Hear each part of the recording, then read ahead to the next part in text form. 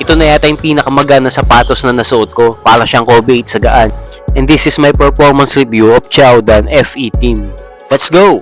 First is the looks and design. Simple pero breathable. And it's durable enough for regular hoop sessions. Hindi man premium pero sulit na sa presyo.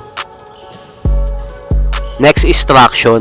Solid bite at maganda ang kapit niya sa court, mapa-indoor man or outdoor, especially clean courts. Pagdating naman sa dusty court, nagpipick up siya ng dust, pero konting wipe lang, balik na siya sa pagkakapit niya.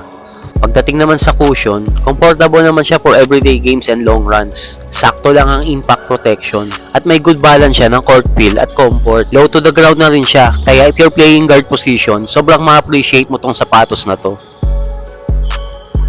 Next is support and stability.